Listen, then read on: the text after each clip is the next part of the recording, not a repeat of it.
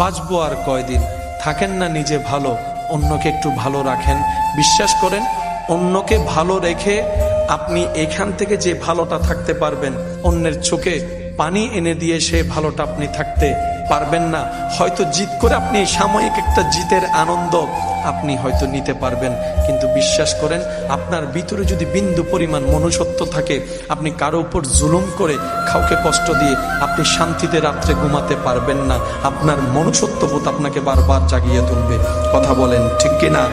মনুষ্যত্ববোধ যার কাছে থাকবে, সে কখনো আরেকজনকে অন্যায়ভাবে কষ্ট দিয়ে ঘুমাতে পারবে না। সুখী কারা?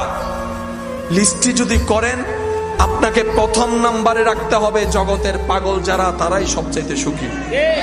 এবার পাগলকে জিজ্ঞেস করেন, ভাই তুমি সুখীদের লিস্টিতে এক নাম্বারে কেন? সবাই তো হাসে, সবার হাসির মধ্যে কেমন যেন একটু ফরমালিন অভিনয়ের ভাব আছে, কিন্তু পাগল যখন হাসে দেখতে এত চমৎকার লাগে, মনে হয় যেন তার মনের আনন্দের হাসিটা তার চেহারাই দেখা যাচ্ছে। ও পাগল, তুমি এত সুন্দর করে হাসো কেন? পাগল হয়তো এটাই বলবে, আমি কারো সামনেও থাকি না, আমি কারো পিছনেও থাকি না, না পাইলে আফসোস।